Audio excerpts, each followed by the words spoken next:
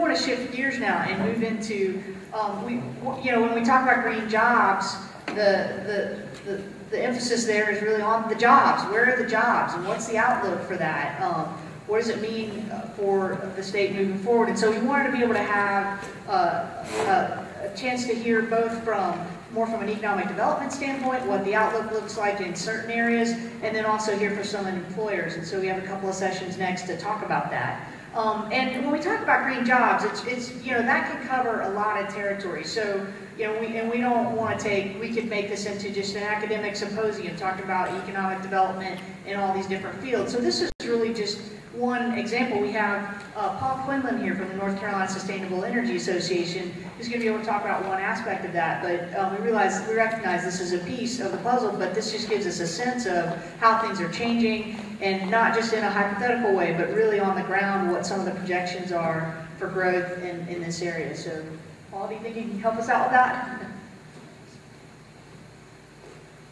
Thank you very much, and it's a pleasure to be here today.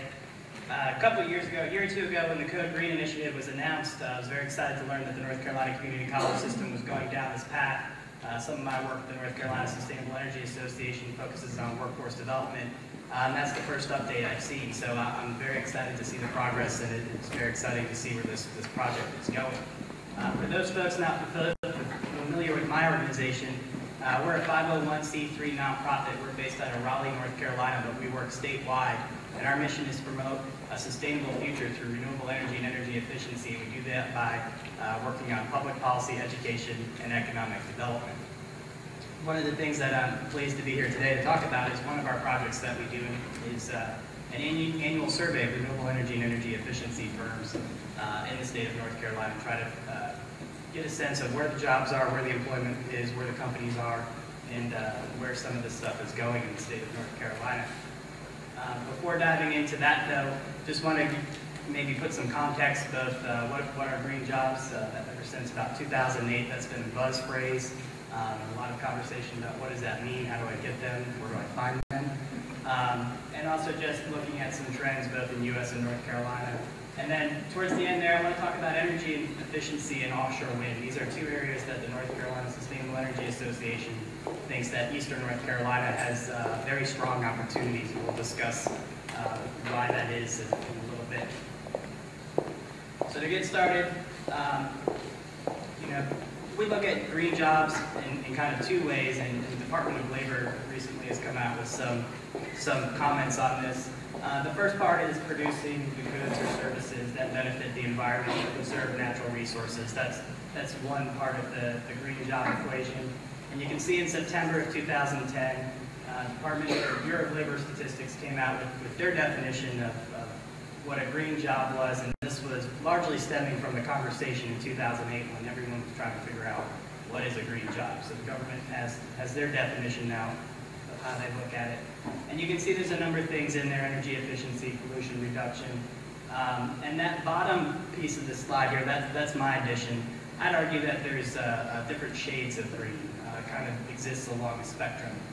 You could have a law firm kind of sitting in the middle where maybe half the practice does something, the other half does a clean energy related work. So not the whole company or not an entire employee spends all their time in this space, but there's certainly a green shade to what they do. On the far end of the spectrum, you could have the solar PV installer who 100% of their time is going to be dedicated to something that would be considered a green job.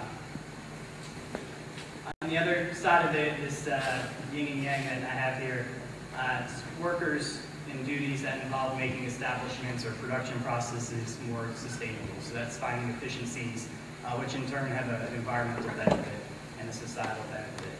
And again, Bureau of Labor Statistics has come up with their definition, very similar to the other one. You can see it's largely focused on pollution, resource conservation, energy efficiency, and again, the bottom piece here that again has the spectrum.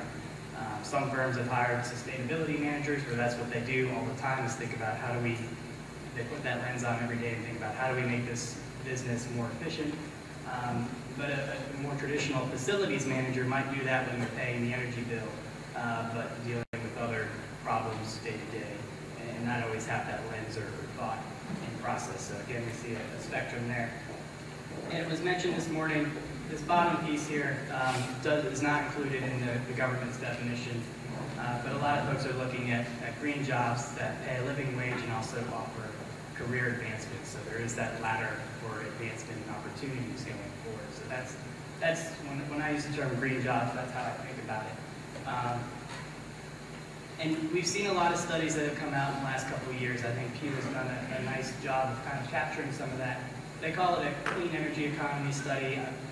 My perception is more of a green job study. I saw some additional numbers that are in the packet. But what I draw your attention to is the pie chart in the lower right-hand corner, and you can see how they kind of break up the different categories in this space. And this is figures and stats for the state of North Carolina. And conservation and pollution mitigation is almost 3/4 of the jobs that they estimated in North Carolina in 2007. So they've got 17,000 jobs, and most of those are in that space. Where my organization, my expertise is kind of in those smaller segments, the energy efficiency and clean energy wedges that are small, but we find to be growing quite fast in the state of North Carolina. We'll talk about that in Quinlan a little bit. So I've just put this up here to provide the context that this green job is a very large umbrella. There's a lot that falls in it, and we can go into more on the clean energy, renewable energy side of things as we go forward here. So making that transition, just to look at what we see across the country. The one thing I mentioned from the get-go is that public policy is a pretty big driver for both energy efficiency and renewable energy in the U.S. And we see that globally as well. The other big piece is, do you have on the renewable side, do you have a resource in your community? If you don't have any wind resource, it doesn't make sense to develop wind. So looking around the country, these are numbers from the Department of Energy. You can see a number of states have kind of taken the lead in development in different resources. North Carolina doesn't appear on this map, but we do have a lot of biomass resources. For wind energy, Texas is by far the leading state, both in terms of installation in 2009 and 2010 in total installed capacity. North Carolina doesn't have anything installed yet, and we'll talk about some projects that are being proposed towards the end here. For solar, we've seen a lot of growth and activity in the state of North Carolina. The figures that are up there are from 2009. In 2009, we were 10th in the nation in installed capacity of solar photovoltaic or PV cells. Last year, the numbers came out just recently. We were ranked number 9th in the country for PV installations and number 8th for solar thermal installations in the U.S. So we've seen tremendous opportunity and actually show up highlighted in this map for those developments that we're seeing. That bottom box, the green one, CSP is concentrating solar power. That's a technology and resource that mostly exists in the deserts of the Southwest, and that's where a lot of that development's happening. And we're not likely at this time to see much of that here in North Carolina.